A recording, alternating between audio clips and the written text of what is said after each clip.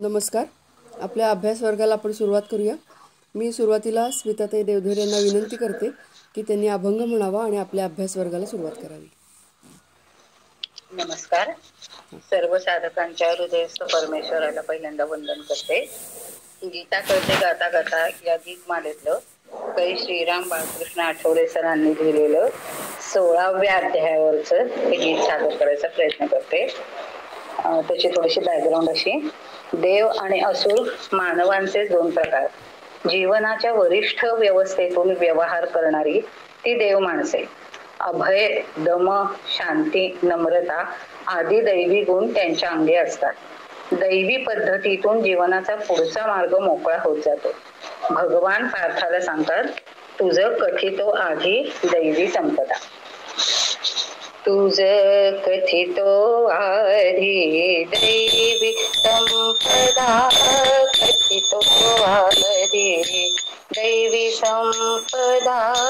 निर्भय मानस चित्त शुद्धता, आत्मज्ञानी सुदृढ निष्ठा. तशी स्वभावी रुजुता, तुझ कथितो आधी दैवी संपदा. सत्य अहिंसा क्रोध न कसला, त्याग शांती ही सद्गुणमाला. विषय मोहनाची तुझ कथितो आधी दैवी संपदा. अहमन्यता नाही नाही, परद्वेष कर ठावा नाही. भजनांतरी तत्परता, तुझ कथितो आधी दैवी संपदा. ज्ञाने अंतःकरण शोधने, कर्मांगे बाह्यांग क्षारणे. ज्ञाने अंतःकरण शोधने, कर्मांगे बाह्यांग क्षारणे. अंतर्बाह्यची शुचिता, तुझ कथितो आधी दैवी संपदा. दैवी संपद घेऊन येते, पार्था मजला बहु आवडती. दैवी संपद घेऊन येते, पार्था मजला बहु आवडती. झुंजत सत्या करता, तुझ कथितो आधी दैवी संपदा. कथितो आधी, कथितो आधी दैवी संपदा.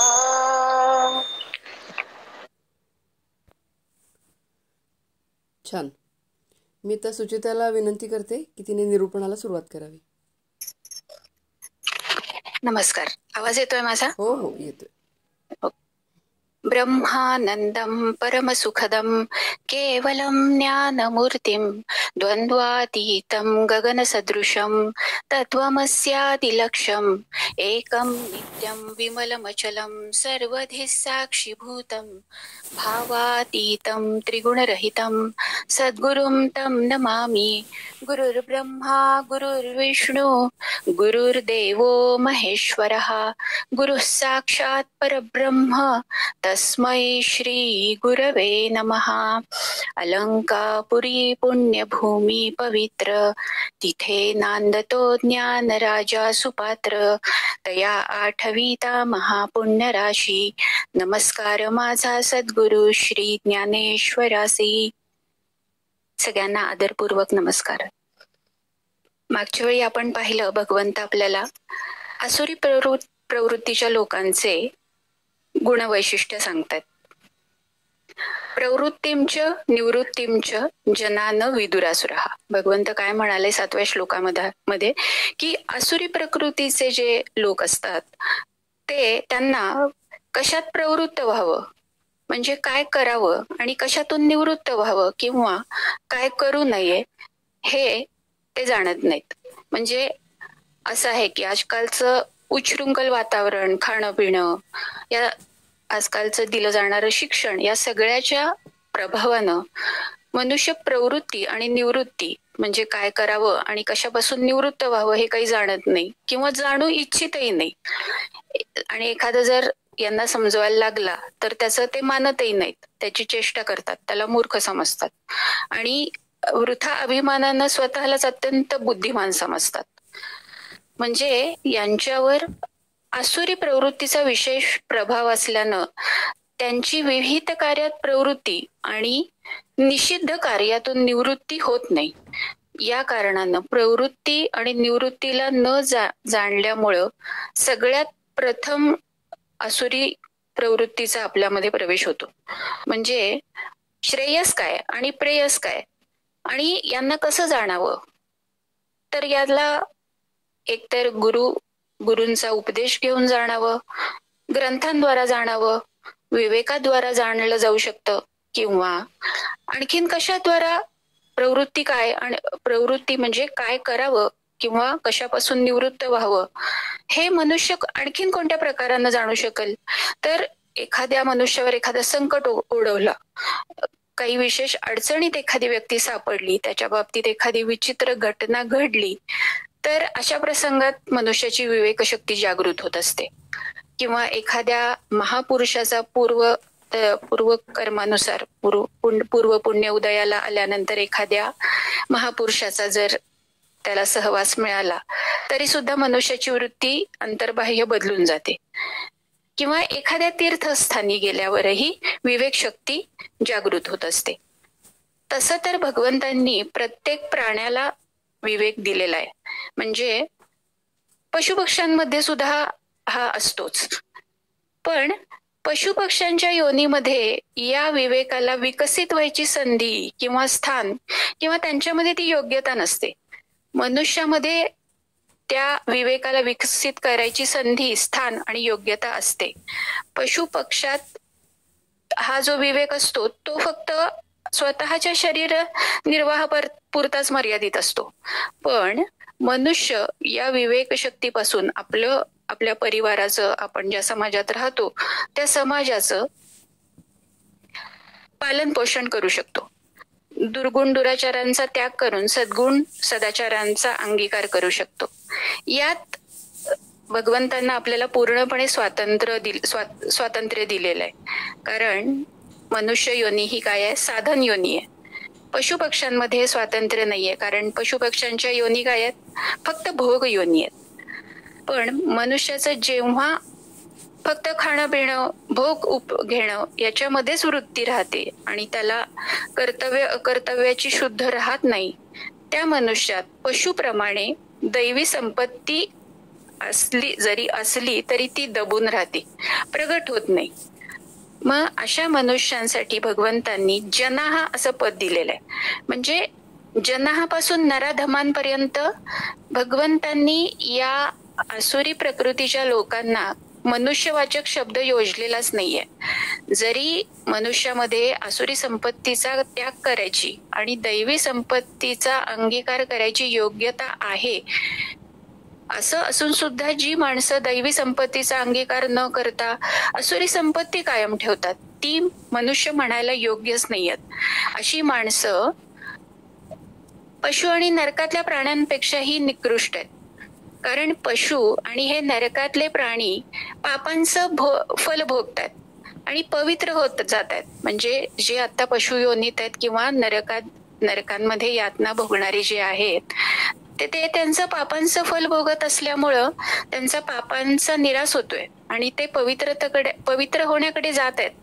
पण आसुरी स्वभावाची माणसं ज्या पुण्यानं त्यांना मनुष्य शरीर प्राप्त झालेलं आहे म्हणजे ते पुण्य तर नष्ट करतातच आहेत, पण शिवाय काय करतायत, नवीन नवीन पाप करून पशु पक्षी आणि इत्यादी योनीकडे तसंच नरकाकडे जात आहेत. म्हणून त्यांच्या लक्षणं सांगताना भगवंत त्यांना पशूंची सुद्धा उपमा देत नाहीयेत. त्यांना काय म्हणतात, अशुभान म्हणतात. पुढच्या श्लोकांमध्ये काही येईल की भगवंतांनी त्यांना नराधमान अशी विशेषणं दिलेली आहेत. म्हणजे पशु सुद्धा इतके पापी नाही आहेत, इतके हे लोक पापी आहेत. म्हणजे कोणत्याही पशुच्या दर्शनानं पाप लागतं असं आपल्याला वाटत नाही, पण अशा आसुरी प्रवृत्तीच्या माणसांचं मात्र दर्शन आपल्याला वाटतं की अरे बाबा आपल्याला पाप लागेल, म्हणजे आपल्याला काहीतरी अपवित्रता येईल. प्रवृत्ती आणि निवृत्तीला न जाणल्यामुळं या आसुरी स्वभावाच्या मनुष्यांचं शुद्धी अशुद्धीकडे सुद्धा लक्ष असत नाही. या 7व्या श्लोकानं आपल्याला काय सांगितलं की या लोकांचं न शौचम नापी चाचारो न सत्यम तेषु विद्यते. म्हणजे यांना संसारामध्ये कसं वागावं, काय व्यवहार करावेत याचाही तारतम्य राहिलेलं नसतं. वडीलधाऱ्या माणसांशी कसं वागावं, कसं वागू नये, सत्य काय आहे असत्य काय आहे हे आचरणही त्यांनी फाट्यावर बसवलेलं असतं. मी जिवंत राहावं, संसाराचं सगळं सुख भोगत राहावं, संग्रह करावा, आणि एवढाच फक्त उद्देश त्यांनी आपल्या आयुष्यामध्ये ठेवलेला असतो. म्हणजे आसुरी स्वभावाचा मनुष्य काय झालेला असतो, पिंडप्राण पोषण परायण झालेला असतो. म्हणजे फक्त आपलं सुख आराम, आपला स्वार्थ, ज्याद्वारे आपल्यालाच फक्त सुख मिळेल त्यातच त्यांची प्रवृत्ती झालेली दिसते. त्याच्याद्वारा आपल्याला दुःख मिळेल असं वाटतं, स्वार्थ सिद्ध होत नाही असं दिसतं, त्यापासून यांची निवृत्ती होते. वास्तविक प्रवृत्ती आणि निवृत्ती याला प्रमाण काय आहे, प्रवृत्तींच्या निवृत्तींच्या याला फक्त भगवंतांनी शास्त्र हेच प्रमाण सांगितलेलं आहे. पण आपल्या शरीर आणि प्राणाविषयी मोह झाल्यामुळं आसुरी मनुष्याची वृत्ती किंवा प्रवृत्ती किंवा निवृत्ती ही शास्त्रानुसार नसते. ते शास्त्राची आज्ञा ऐकत नाहीतच, आणि जर ती ऐकली तरीही त्यांना ती समजू शकत नाही. आता पुढे भगवंत जर सत्कर्मामध्ये प्रवृत्ती झाली नाही तर सद्भावांचाही निरादर होतो आणि अर्थात सद्भावही दबून जातो. ही गोष्ट आता भगवंत आपल्याला 8व्या श्लोकामध्ये सांगणार आहेत. असत्यम अप्रतिष्ठम ते जगदाहुरनीश्वरम. मी सुनीताताईंना विनंती करते की त्यांनी 8वा श्लोक आणि त्यावरच्या माऊलींच्या ओव्यांचं वाचन करावं.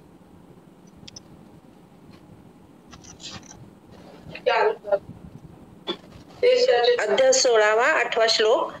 असत्यम प्रतिष्ठम ते जगदाहुरनीश्वरम अपरस्पर संभूतम किंमन्यत् काम हैतुकम. तरी विश्वाहा अनादि ठावो एथ नियंता ईश्वर रावो. चावडिये न्यावो अन्यायो निवडी वेदू. वेदी अन्यायी पडे तो निरय भोगे दंडे. संन्यायी तो सरवाडे स्वर्गी जिये. ऐसी हे विश्वव्यवस्था अनादि जे पार्था ये ते म्हणती ते व्रथा अवघेची हे.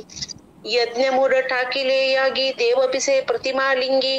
नागवेले भगवे योगी समाधी भ्रमे. तेथ आपुलेनी बळे भोगी जे जे जे वेटाळे. ते हे वाचुनी वेगळे पुण्य आहे. ना शक्तपणे अंगिके वेगळ वेटाळी नटके. ऐसा गोदी जे विण विषय सुखे तेची पाप. प्राण घे पती संपन्नाचे ते पाप जरी साचे. तरी सर्वस्व हाताये तयांचे हे पुण्य फळकी. बळी अबळा ते खाय हेची बाधित जरी होय. तरी मास या कान होय निसंतान. आणि कुळे शोधोनी दोन्ही कुमारेची शुभ लग्नी. मेळविजती प्रजा साधनी हेतू जरी. तरी पशु पक्षादी जाती जयामिती नाही संतती. तया कोणे प्रतिपत्ती व्याह केले. चोरीचे धन आले तरी ते कोणासी विष झाले. वालभे परद्वार केले कोणी कोणी होय. म्हणून देव गोसावी तो धर्माधर्म भोगवी. आणि परत्राच्या गावी करी तो भोगी. परित्रणा देव न दिसे म्हणून ते वावो. आणि करता निमे न ठावो भोग्यासी कवणू. एथ उर्वशिया इंद्रसुखी जैसा का स्वर्गलोकी. तैसाची कृमी ही नरकी लोळतू श्लाघे. म्हणून नरक स्वर्गू म्हणे पाप पुण्य भागू. जे दोही ठाई सुख भोगू कामाचा चितो. या कारणे कामे स्त्री पुरुष युग्मे मिळती तेथे जन्मे आगवे जग. आणि जे जे अभिलाषे स्वार्था लागी हे पोषे. पाठी परस्पर द्वेषे कामचिनाशी. एवम कामा वाचुनी काही जगा मूळची आन नाही ऐसे बोलती पाही असुर गाते आता सोहे किराळ बोलीने बोली न करू पघळ सांगताची सफल होतसे आता वाचा. छान. काय श्लोकाचा अर्थ आहे ह्या? असत्यम अप्रतिष्ठम ते जगदाहुरनीश्वरम अपरस्पर संभूतम किमन्य कामहेतुकम. ते असुरी प्रकृतीचे मनुष्य असं म्हणतात की हे जगत आश्रयरहित आहे, सर्वथैव खोटं म्हणजेच ईश्वराखेरीज आहे.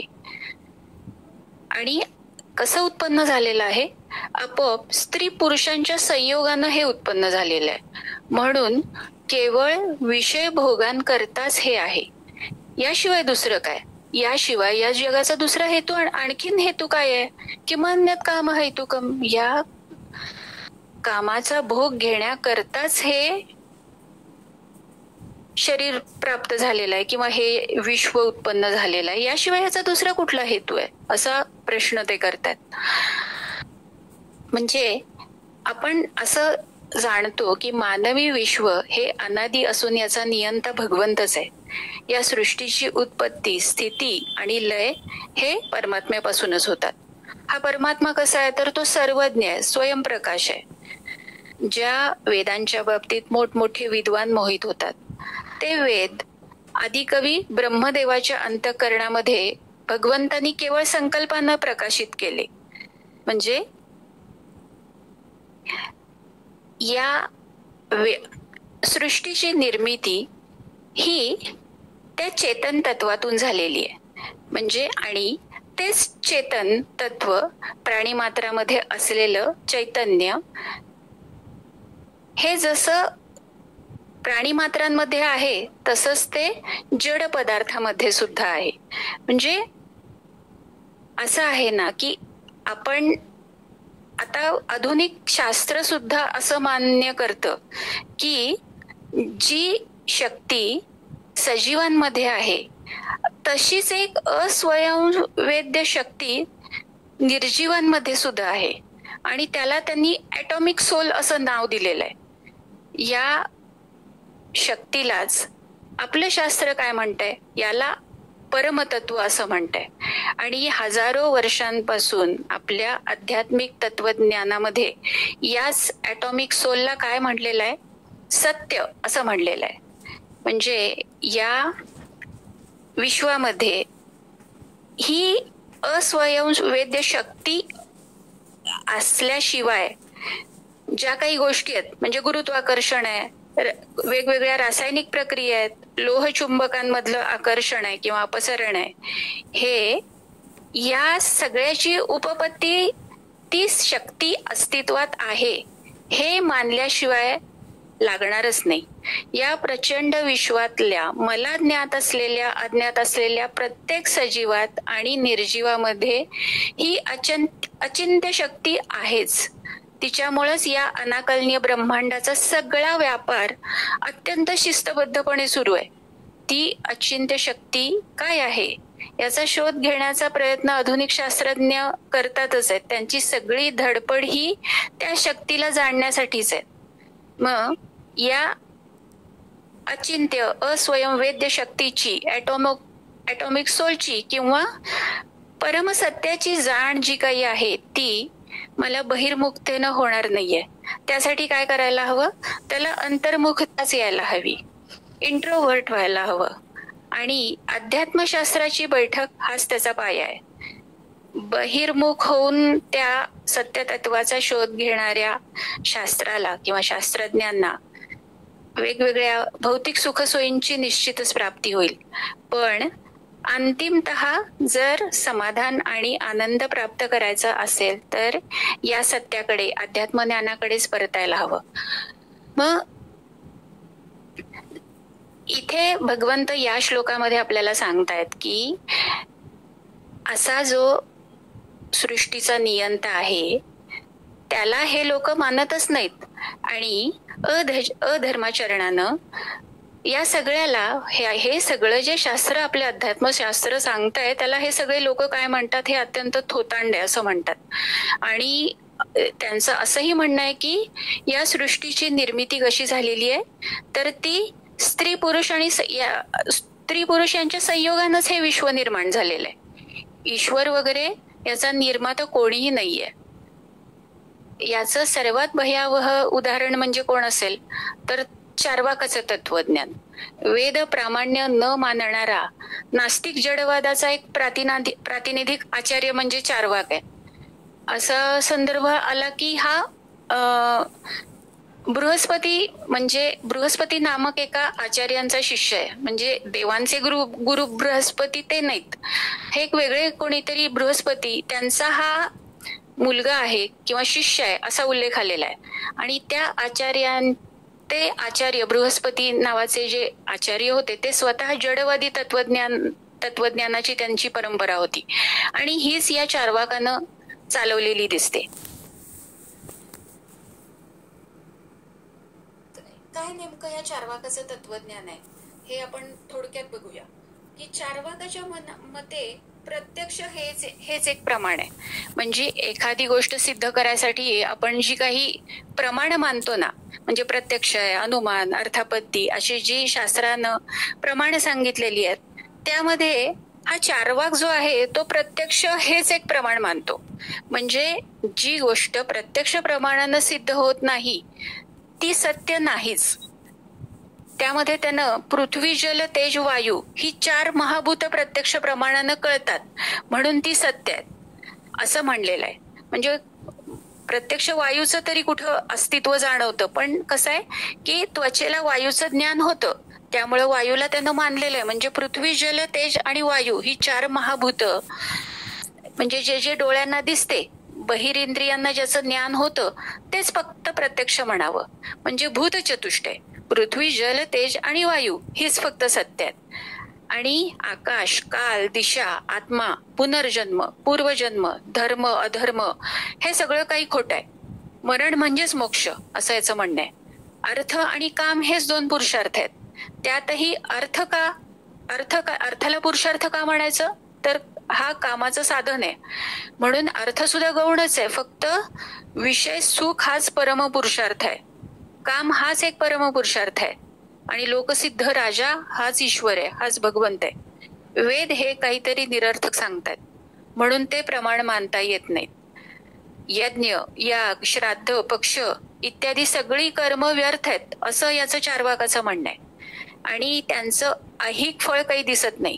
म्हणजे तुम्ही यज्ञ, याग केलेत, श्राद्ध, पक्ष केले, यापासून मिळणारं फळ दिसतं कुठं, दृष्टीस काही पडत नाहीत, म्हणजे ते अस्तित्वातच नाही. तेव्हा जीवात जीव असेपर्यंत खावं, प्यावं, चैन करावी, खुशाल राहावं. त्याचं काय प्रसिद्ध आपण वाक्य नेहमी ऐकत असतो की ऋणम कृत्वा घृतम पिबेत, कुशाल कर्ज काढा पण तूप प्या. मध्ये मी यांच्या आचार्य अभ्यंकरांच्या प्रवचनामध्ये असं ऐकलं की तो म्हणतो की त्या चार्वाक त्यावेळचा होता म्हणून तो निदान ऋणम कृत्वा घृतम पिबेत, तूप प्या असं सांगतोय. आजचे चार्वाक काय म्हणतील हे काही आपण न बोललेलंच बरं असं ते म्हणाले. म्हणजे भस्मीभूतस्य देहस्य कुतम पुनरागमनः, एकदा शरीर हे पडलं की त्याचं पुन्हा येणं जाणं कुठलं आलंय. हा चार्वाक कसा आहे की हे चार्वाक विचारपंथी कसे असतात तर हे मोठे बोलण्यामध्ये अत्यंत चतुर असतात. ते खूप सुंदर बोलतात म्हणूनच त्यांना चार्वाक म्हणलंय. चारू म्हणजे काय, चारू म्हणजे सुंदर, आणि वाक म्हणजे वाणी किंवा भाषण. म्हणजे सर्वसामान्यांना या चार्वाकाचं म्हणणं अगदी पटकन पटतं आणि त्याचा प्रसार सुद्धा फार झपाट्यानं होतो. म्हणजे आचार्य शंकर अभ्यंकरांनीच याला काय म्हणलंय बरं, त्याला या तत्वज्ञानाला चार्वाक दर्शन किंवा लोकायत दर्शन म्हणलेलं आहे. म्हणजे लोक म्हणजे इहलोक आणि आयत म्हणजे आधारित. इहलोकावर आधारलेलं ते लोकायत मत. म्हणजे लोक म्हणजे सामान्य जन आणि त्यांना पटणारं मत, किंवा लोक म्हणजे इंद्रियांचे विषय आणि या इंद्रियांच्या विषयांना महत्व देणारा तो चार्वाक. म्हणजे आता या मताचं खंडन करताना असं असा विचार मांडला गेला की शरीरातून जीव जरी गेला, निघून गेला, तरी शरीर असतंच. मग त्या शरीराला कोणी आत्मा म्हणत नाही. म्हणजे या आत्मा हा शरीराहून काहीतरी निराळा असलाच पाहिजे ना. मग आता देहाचं विशेषण जे चैतन्य ते कधी दिसत नाही. म्हणजे चैतन्याचं ज्ञान हे प्रत्यक्ष प्रमाणानं होत नसल्यामुळं आणि इतर प्रमाण या एका प्रत्यक्ष प्रमाणाशिवाय बाकीची कोणतीच प्रमाणं हा चार्वाक मानत नसल्यामुळं त्याला चैतन्य तत्वाचं ज्ञान होणं शक्यच नाहीये. म्हणजे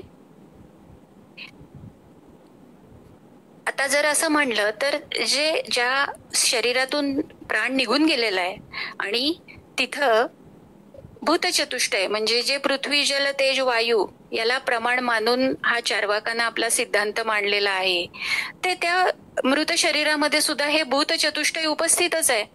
मग या परमाणूच्या देहाच्या आकारानं हे जे शरीर तिथं दिसतंय त्या देहामध्ये चैतन्य का प्रतीतीला येत नाहीये? म्हणजे आत्मा हा देहापेक्षा कोणीतरी निराळा आहे ही गोष्ट निश्चितच. मग यावर चार्वाक असं म्हणेल की आत्मा जर देहाहून निराळा असता तर तो दिसला असता. पण जगात असलेले सगळे पदार्थ दिसतात असं कुठे आहे? ते दिसत नाहीत म्हणजे ते नाहीत असं आपल्याला म्हणता येत नाही. त्याप्रमाणेच आत्मा दिसला नाही म्हणून तो नाहीच असं काही म्हणता येत नाही. म्हणजे प्रत्यक्ष हेच एक प्रमाण मानून सगळे व्यवहार उत्पन्न होतात का? तसं नाही होत. जगात कितीतरी अशा गोष्टी आहेत की त्या प्रत्यक्ष प्रमाणानं कळत नाहीत.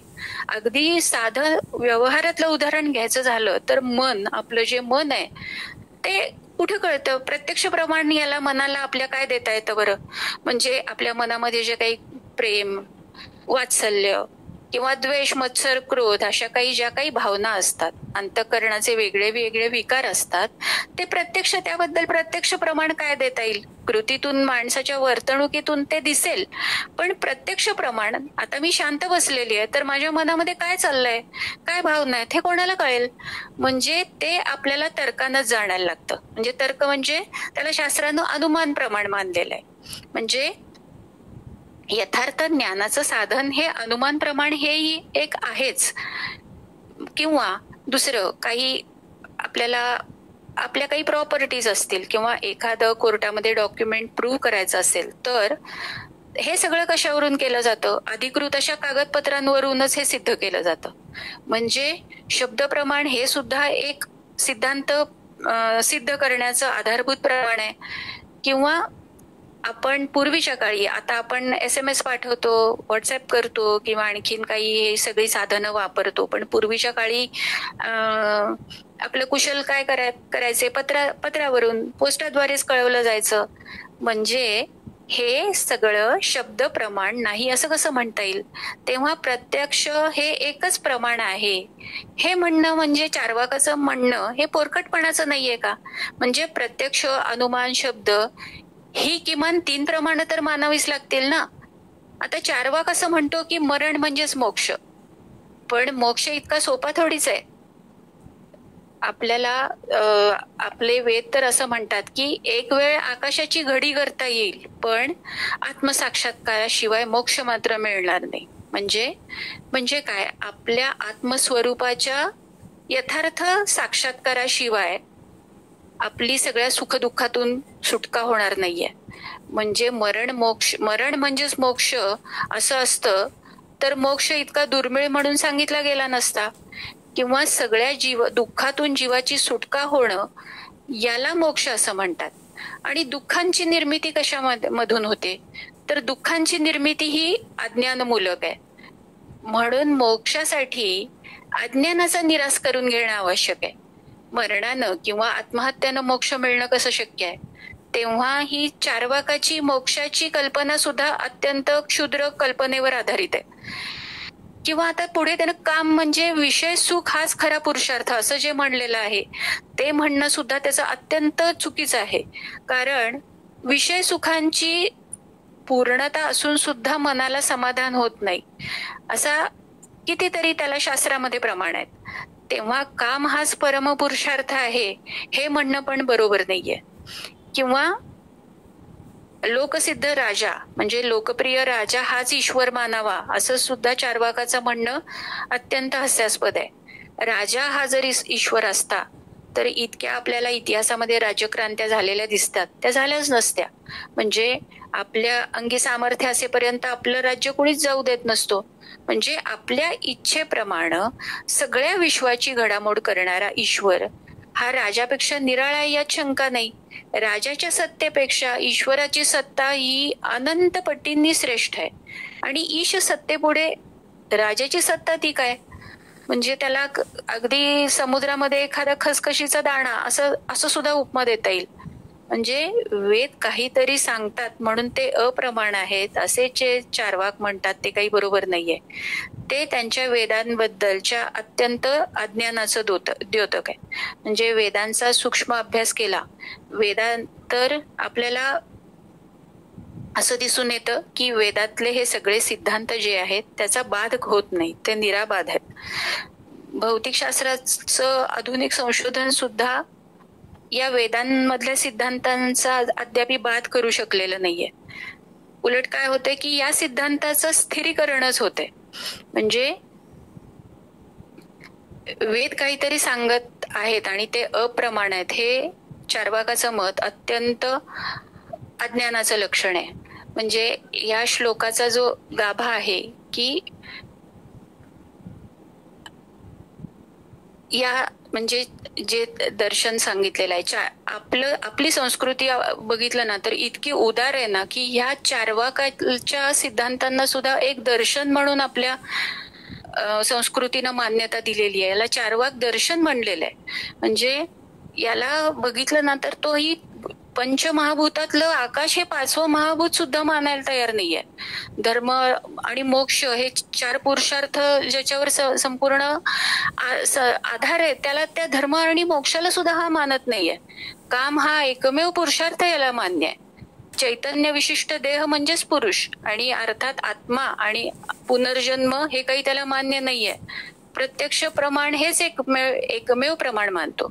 अनुमान आप्तवाक्य ही सगळी प्रमाण तो नाकारतो. धर्म नाही त्यामुळे अधर्मही नाही, ईश्वर नाही, पातिव्रत्य वगैरे इत्यादी सगळ्या संकल्पना ज्या काही आहेत त्या बुद्धिहीन पुरुषांनी निर्माण केलेल्या आहेत असं याचं मत आहे.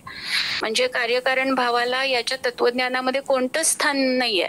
वेदांच्या कर्त्यांना यानं अतिशय अर्वाच्य भाषेमध्ये काही शिव्या घातलेल्या आहेत आणि मृत्यूलाच हा मोक्ष म्हणतोय. पण आपली उदार भारतीय संस्कृती या चार्वाकाला सुद्धा स्वीकारते, त्याला दर्शन म्हणून मान्यता देते. म्हणजे यातच आपल्या संस्कृतीची सर्वसमावेशकता कशी आहे आणि महत्ता कशी आहे हे सिद्ध होतं. असा चंगळवाद आचरायला सोपा असतो. वरवर पाहता तो वाटतोही छान, कारण तो पंचेंद्रियांचे चोचले पुरवतो, तात्पुरतं सुख त्यातून मिळतो. पण एक क्षण असा येतो की हे किती सगळं व्यर्थ आहे हे मनाला पटायला लागतं. म्हणूनच काय म्हणलंय की धर्मानं गीतेनं काय सांगितलंय हे आपण समजून घ्यायला पाहिजे. यातूनच आपल्याला राष्ट्रप्रेम आपण आपल्या पुढच्या पिढीमध्ये जागृत करू शकू, विश्वबंधुत्व जागृत करू शकू. आपण आपल्या पुढच्या पिढीला भौतिक प्रलोभनांना बळी पडू नका असं सांगू शकू. धर्माधिष्ठित कामाचंच सेवन करायला हवं, व्यसन करू नका, तरच पुढे सुप्रजा निर्माण होईल. वृद्धांचा आदर करा, त्यांनी गीता जगलेली आहे आणि तुम्ही असं वागा. म्हणजे का वृद्धांचं अनुकरण करा की जे गीता जगलेले आहेत त्यांचं अनुकरण करा. म्हणजे पुढची पिढी कशी चांगली घडवणं हे आजकालच्या वृद्धांच्या हातामध्ये आहे. जडवाद्यांनी अशा चार्वाकासारख्या जडवाद्यांनी या जगाचं फार नुकसान केलेलं आहे. हे सदाचार आणि नीतीचे मारेकरीच म्हणायला पाहिजेत. सत्ता संपत्ती आणि स्त्री हेच या जडवाद्यांचं विश्व आहे. कामाला सगळं काही मानणाऱ्या या राक्षसी प्रवृत्ती असणाऱ्यांची आणखी काही स्वभाव वैशिष्ट्य भगवंत आता पुढच्या श्लोकामध्ये सांगतात. मी सुनीताताईंना विनंती करते की त्यांनी 9वा श्लोक आणि त्यावरच्या माऊलींच्या ओव्यांचं वाचन करावं.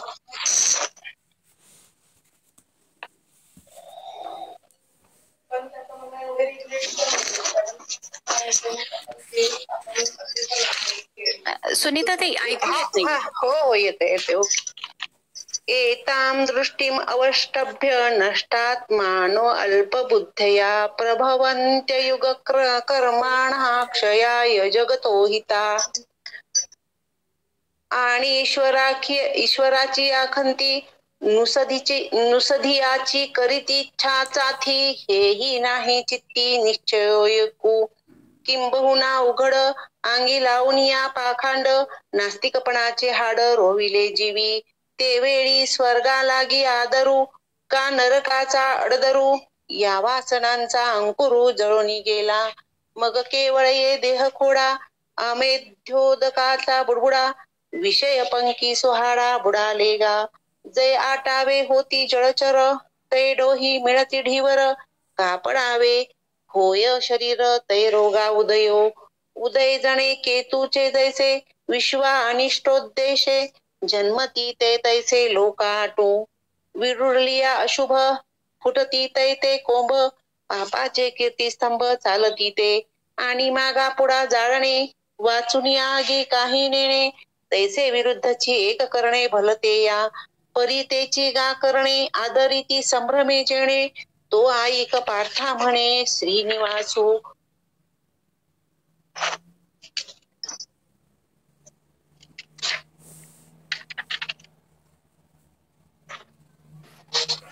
या श्लोकाचा शब्दशः अर्थ काय होतो आपण बघूया.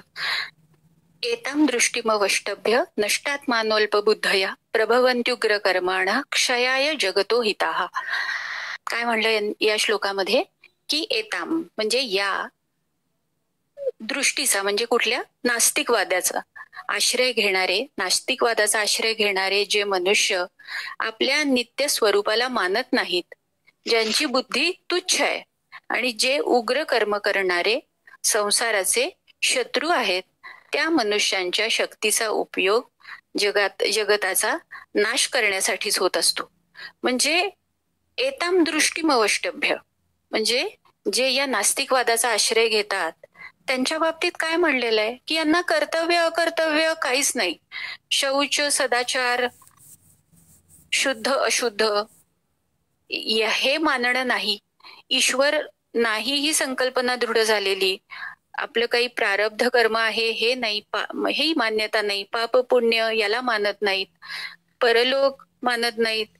केलेल्या कर्माचं काही आपल्याला फळ मिळणार आहे ही मान्यता नाही.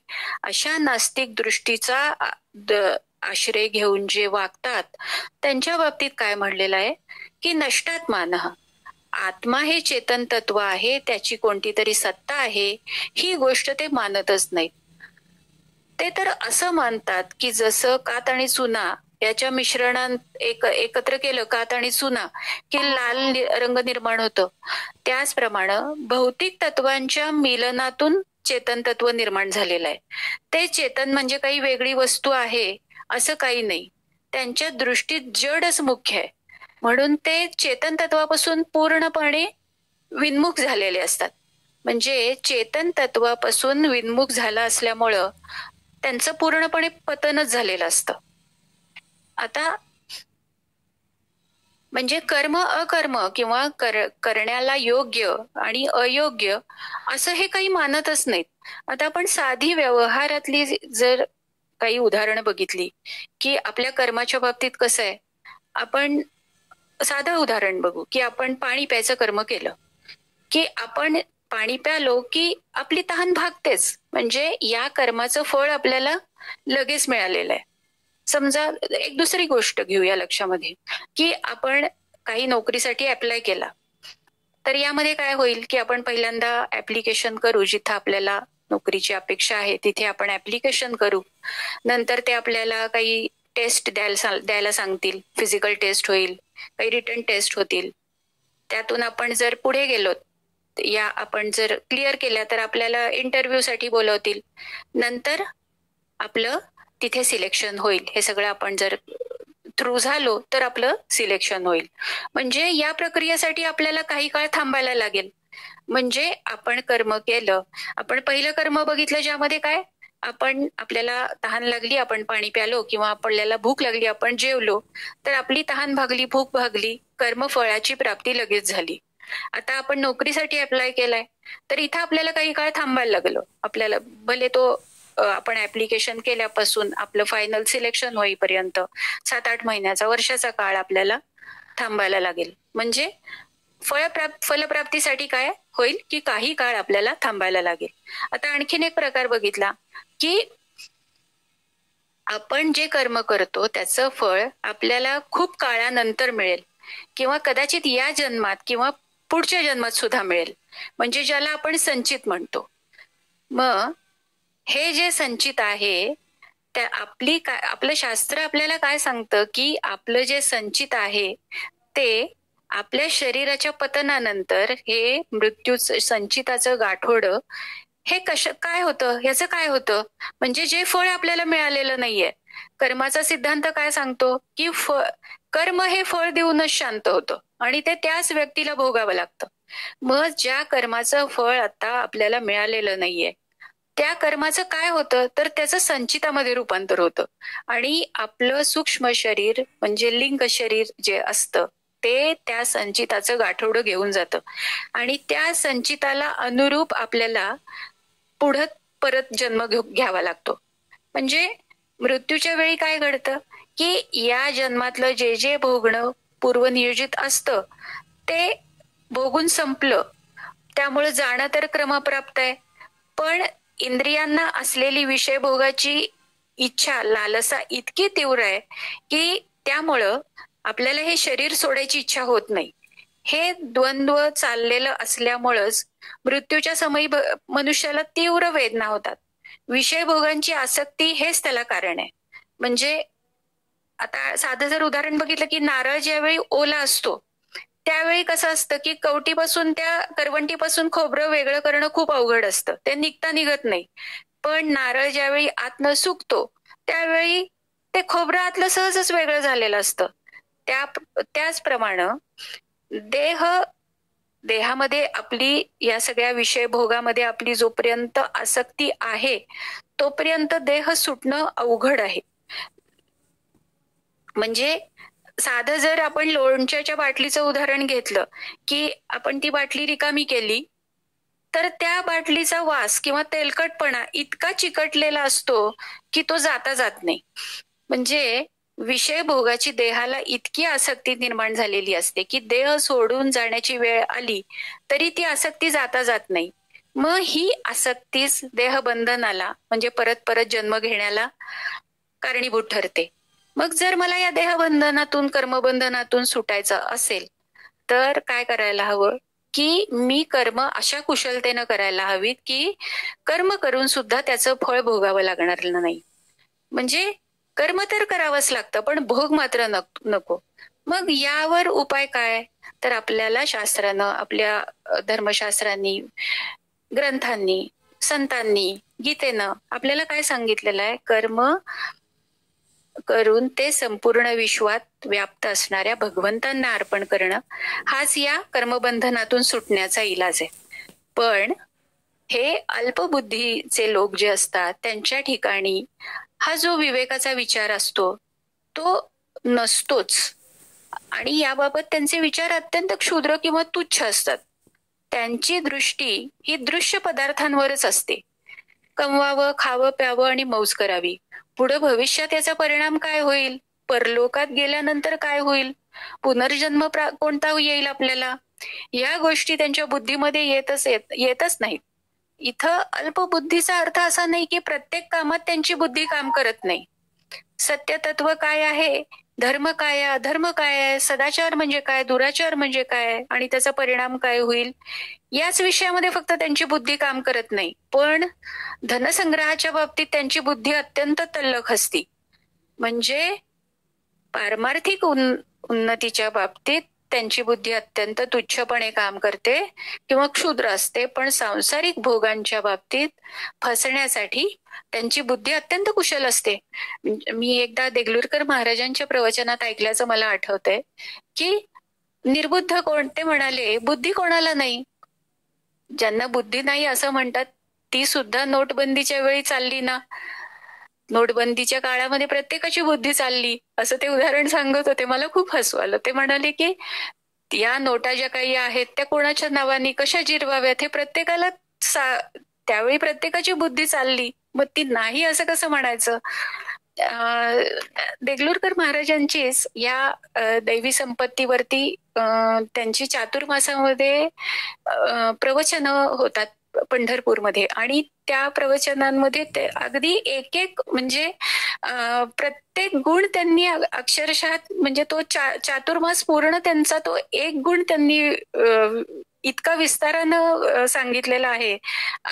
मी कधीतरी म्हणजे आता माझ्या ऐकण्यात किंवा पुन्हा पाहण्यात आली तर मी लिंक नक्की शेअर करेन, पण अत्यंत श्रवणीय अशी ती चिंतन आहेत त्यांची. या दैवी असुरी संपत्तीवरच त्यांचा म्हणजे ते अजून दैवी संपत्तीच्या त्या 26 गुणांवरतीच त्यांचं विवेचन चालू आहे. आणि इतका प्रत्येक दैवी गुण त्यांनी इतका विस्तारानं इतके दाखले देऊन सांगितलेला आहे. प्रत्येकानं जरूर वेळ काढून ऐकावीत अशी ती चिंतन आहेत त्यांची. तर आपला विषय चालला होता की उग्र कर्माण असा एक या श्लोकामध्ये पद आलेला आहे. उग्र कर्माण म्हणजे कसे जे उग्र कर्म करणारे आहेत. म्हणजे कसे आहेत उग्र कर्माण म्हणजे कसे आहेत, तर ते कोणालाच भीत नाहीत. फक्त चोर डाकू किंवा राजकीय मनुष्याला किंवा दंडालाच ते भीतात. ईश्वर, परलोक किंवा धर्माच्या मर्यादा यांना मात्र ते अजिबातच घाबरत नाहीत. ईश्वर किंवा परलोकाचं भय नसल्यामुळं त्यांच्याकडून दुसऱ्यांची हत्या करणं, अत्यंत क्रूर कर्म करणं असे भयंकर कर्म त्यांच्याकडून होत असतात. अहिताहा, आणि त्यांचा स्वभाव दुष्ट असल्यामुळं ते दुसऱ्यांचं अहितच करण्यामध्ये प्रवृत्त झालेले असतात. दुसऱ्यांना दुःख देण्यामध्येच यांना अतिशय सुख होत असतं. जगत क्षयाय प्रभवंती म्हणजे यांचं आणखीन काय असतं की त्यांच्या जवळ जी शक्ती, ऐश्वर्य, सामर्थ्य, पद, अधिकार असतो तो सर्वच्या सगळा यांनी दुसऱ्यांचा नाश करण्यामध्येच वापरलेला असतो. दुसऱ्यांचा नाश करणं हेच यांचं उद्दिष्ट असतं. स्वतःचा स्वार्थ पूर्ण सिद्ध करायचा. कमी म्हणजे काय तर स्वतःचा स्वार्थ सिद्ध होऊ दे किंवा नाही होऊ दे, पण दुसऱ्यांची हानी मात्र झालीच पाहिजे अशी यांची इच्छा असते. म्हणजे दुसऱ्याचा नाश करण्यामध्ये यांना प्रचंड सुख प्राप्त होतं. आणि दुसऱ्यांच्या हक्कावर गदा घालणं, एखाद्याला जीवे मारणं यातच ते प्रसन्न राहतात. म्हणजे सिंह जसा दुसऱ्या पशूंना खाऊन टाकतो, दुसऱ्यांच्या दुःखाची पर्वा करत नाही. आणि राजकीय स्वार्थाने बरबटलेले पुढारी किंवा अधिकारी जसं क्षुद्र अशा लाभासाठी हजारो रुपयांचं सरकारी नुकसान करतात. आपल्याला आता इतक्या गोष्टी समोर येत आहेत की आता म्हणजे त्याबद्दल आपण आता आपल्या याच्यातून काही न बोलण्यास बरं आहे. पण असे काही गोष्टी आपल्या समोर आता येत आहेत की आपल्या स्वार्थ सिद्ध करायसाठी दुसऱ्याचं कितीही नुकसान होऊ दे, आपल्या पदाचा कितीही गैरवापर होऊ दे, ते बिलकुल त्याची पर्वा करत नाहीत. एखाद्या सर्वोच्च पदावर स्थानापन्न असताना त्या पदाचा ते काय किती गैरवापर करतायत. ही असुरी स्वभावाची माणसं स्वतःच्या थोड्याशा सुखासाठी दुसऱ्यांना कितीही दुःख झालं तरी याचा विचारही करत नाही. मग ज्यावेळी असं सत्कर्म, सद्भाव आणि सदाचाराचा निरादर होतो ना, त्यावेळी मनुष्य कामनेचा आश्रय घेऊन किती पतनाला जातो ते भगवंतांनी या 9व्या श्लोकामध्ये सांगितलेलं आहे. माऊलींच्या ओव्या या बाबतीत काय म्हणतात ते बघूया.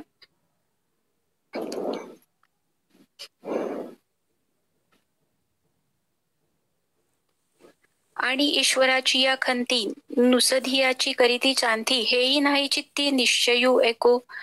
काय म्हणलं माऊलींनी की आणि ईश्वराच्या तिरस्काराने ते नुसतेच बडबड करतात. इतकंच नव्हे, त्या संबंधीचा त्यांच्या मनात ईश्वर नाही हा एक दृढ निश्चय झालेला असतो. म्हणजे फार काय सांगावं, अंगामध्ये उघडपणे धर्मलंडपणा भरून या नास्तिकांच्या अंतःकरणाच्या वेशीत नास्तिकपणाचे हाड रोवलेले असते. त्यावेळी स्वर्गाविषयी आदर अथवा नरकाविषयी भय या वासनांचा अंकुर त्यांच्या चित्तात जळून गेलेला असतो. मग अर्जुना, अपवित्र उदकाच्या बुडबुड्याप्रमाणे केवळ क्षणिक जे शरीर त्या शरीररूपी खोड्यात सापडून विषयरूपी चिखलामध्ये हे लोक बुडून जातात. ज्यावेळी जलचरांचा नाश व्हावायचा असतो त्यावेळी त्या डोहावर एखादा धीवर प्राप्त होतात. धीवर प्राप्त होतात म्हणजे इथे माऊलींना तिथे त्या अशा जलपर्णीसारख्या वनस्पती उगवतात ना, आणि त्यामुळे काय होतं की ऑक्सिजनचा तुटवडा जाणवतो खाली पाण्यामध्ये, आणि तिथले सगळे जलचर, मासे वगैरे अन्य प्राणी जे काही तिथं राहणारे असतात ते सगळे मृत होतात. मग असं जसं शरीर पडण्याची वेळ आली, म्हणजे एखाद्या व्यक्तीचं शरीर मृत होण्याची वेळ आली की त्याच्या शरीरामध्ये रोगाचा उदय होतो. म्हणजे जगाचा अनिष्ट होण्याकरता जसा धूमकेतूचा उदय होतो त्याप्रमाणे लोकांचा नाश होण्याकरताच हे असुर जन्माला येतात. अशुभ उगवल्यावर त्याला जे कोंब फुटतात ते असुरी लोक होत, आणि ते असुरी लोक पापाचे चालते बोलते कीर्तिस्तंभच आहेत. आणि मागे पुढे असलेल्या पदार्थाला जाळायचे या वाचून दुसरे जसे अग्नीला काही ठाऊक नाही त्याप्रमाणे वाटेल त्याचं एक विरुद्धच करायचं एवढेच ते असुरी लोक अर्जुना. परंतु तेच विरुद्ध करण्याचे काम ज्या उत्साहानं ते आरंभ करतात तो त्यांचा उत्साहाचा प्रकार ऐक असं भगवंत सांगतात. म्हणजे पुढे आणखीन त्यांचं पुढच्या श्लोकामध्ये हे कामानं ग्रासलेले किंवा मोहित झालेले लोक कसं वर्तन करतात हे भगवंत पुढच्या श्लोकामध्ये सांगतात. आता याबद्दल माऊलींच्या ओव्यांमध्ये 8व्या अध्यायामध्ये एक संदर्भ आलेला आहे, तो फक्त सांगते आणि आजची सेवेला विराम देते. फक्त माऊलींनी देहपतनाच्या बाबतीत काय म्हणलेलं आहे की जेव्हा शरीराचा अंत येतो तेव्हा जीव आपल्या कर्मानुसार दुसरं शरीर ग्रहण करतो आणि मगच आपलं पहिलं शरीर सोडतो. म्हणजे ज्याची इच्छा नसली तरी त्याला असं करावं लागतं. ज्याप्रमाणे चालते वेळी माणूस एक पाय जमिनीवर ठेवूनच दुसरा उचलतो, तशी किंवा जशी आळी दुसरी गवताची काडी पकडते आणि मगच अगोदरची काडी सोडते, त्याप्रमाणे जीव सुद्धा कर्मानुसार दुसरं शरीर प्राप्त केल्यानंतरच हे शरीर सोडतो. मग देहांताच्या वेळी वासनायुक्त मन जन्माच्या संचित आणि प्रारब्ध कर्माच्या वासनांच्या अधीन होऊन इतकं त्या कर्माच्या चिंतनामध्ये तल्लीन होतं, आणि ज्या चिंतनामध्ये शरीर आपलं पडतं किंवा देहपात होतो त्यावेळी ज्या चिंतनामध्ये मन तादात्म्य पावलेलं असतं पुढे जाऊन जीव तेच शरीर धारण करतो. हा माऊलींनी सांगितलेला सिद्धांत आहे. म्हणजे गीतेच्या आधाराने माऊलींनी हा सिद्धांत सांगितलेला आहे. या ओव्या ज्या आहेत ना त्या जैसा कवणू एक काकुळती पळता पवन गती दुपावली अवचिती कुहा माझी पडिला. म्हणजे काय म्हणलं की एक माणूस एका गावाहून दुसऱ्या गावी चालला होता आणि वाटेत जंगल लागलं. त्यामधल्या पाऊल वाटेनं जाताना त्याला वाघाची एक डरकाळी ऐकू आली आणि तो घाबरला, काकुळतीला आला आणि जीव वाचवण्याच्या प्रयत्नामध्ये खूप जोरात पळायला लागला. इतक्या छान ओव्या आहेत या माऊलींच्या 8व्या अध्यायामध्ये, त्या अगदी मुळातून वाचायसारख्या आहेत. आता तया पडणया अरवते पडण्याचा चुकवावया परवते नाही म्हणून तेथे पडावेची पडे. म्हणजे आता जोरात पळण्यानं त्याच्या जीव वाचवायसाठी तो खूप जोरात पळायला लागला आणि जोरात पळण्यानं त्याच्या शरीराला इतका प्रचंड वेग आला. आता अशा पळण्याच्या अवस्थेत असताना त्या माणसाच्या लक्षात आलं की पुढे 2 पावलावर एक प्रचंड मोठी विहीर आहे. आता मी जर माझं पडणं पळणं आवर्त घेतलं नाही तर माझा सर्वनाश अटळ आहे. अशा वेळी त्याच्या शरीराला मिळालेला वेग क्षणार्धात आवर्ता घेणं शक्य होईल का, असं विचारलेलं आहे. त्याची मृत्यूचेनी अवसरे जे येऊनी जीवा समोर ठाके, हे होणे मग न चुके भलता या परी. की इतका वेग त्याच्या शरीराला प्राप्त झालेला आहे आणि 2 पावलांवर त्याच्या समोर जर एखादी विहीर आली तर त्याला तो वेग त्याला आवाक्यात आणता येईल का. म्हणून काय म्हणतात माऊली, शेवटचीच एक ओवी वाचते, आणि मरणी जया जे आठवे तो त्याची गती ते पावे, म्हणून सदा स्मरावे मातीची तुवा. का तू नित्य माझं स्मरण कर. की माऊलींनी काय सांगितलं की मी माझं पळणं जर आवर्त घेतलं नाही तर माझा सर्वनाश अटळ आहे. अशा वेळी त्याच्या शरीराला मिळालेला वेग क्षणार्धात आवरणं शक्यच होणार नाही. या दृष्टांताप्रमाणे माझ्या या देहातला प्रवास चालू आहे.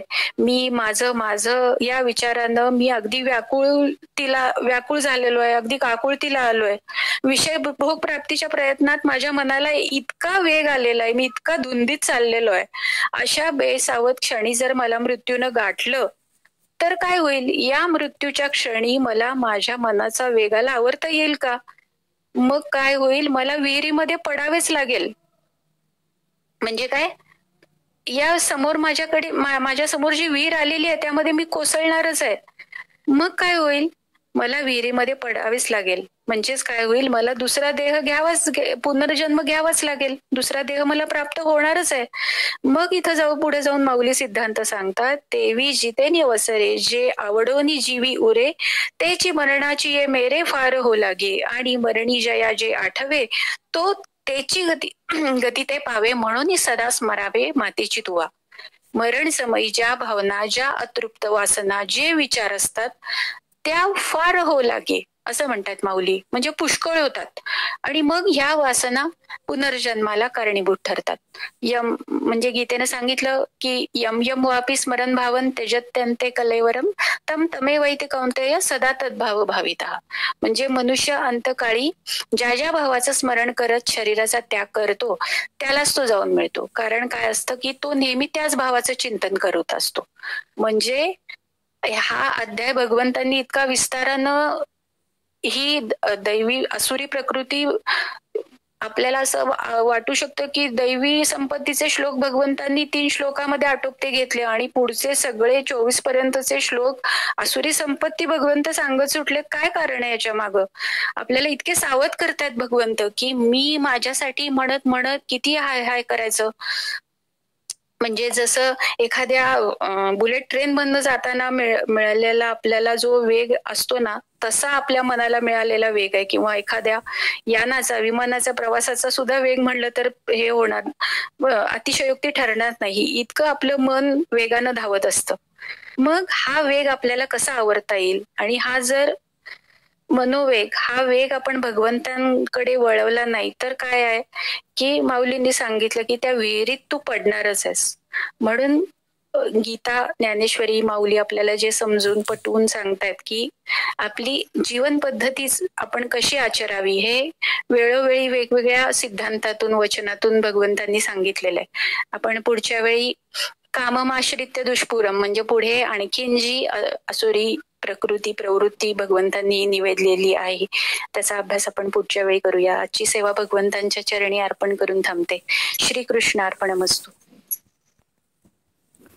छान. मी आता सुनीताताईंना विनंती करते की त्यांनी आरती म्हणावी.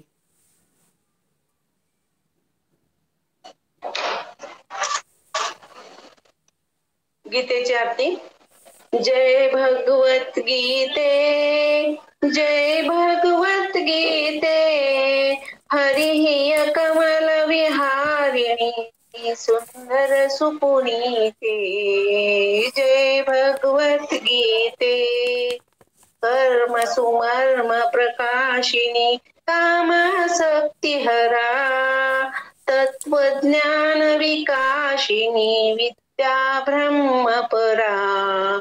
जय भगवत गीते, निश्चल भक्ति विधायिनी निर्मल मलहारी, शरण रहस्य प्रदायिनी सब विधि सुखकारी.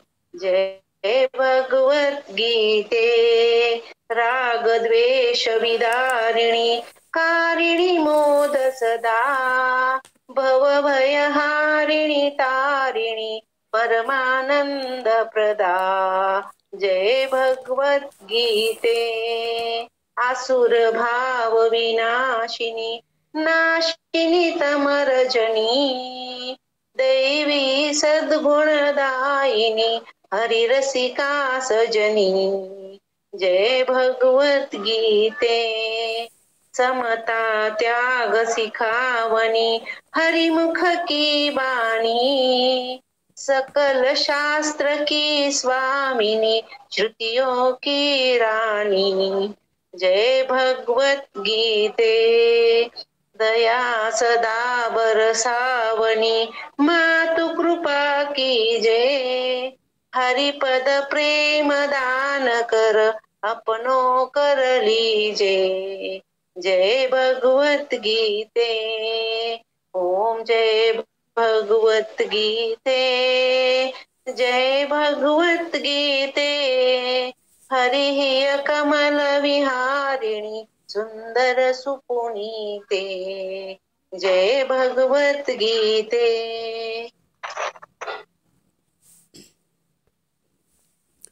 छान. मी आता विद्याधर भाऊ देशपांडे यांना विनंती करते की त्यांनी पसायदान म्हणावे.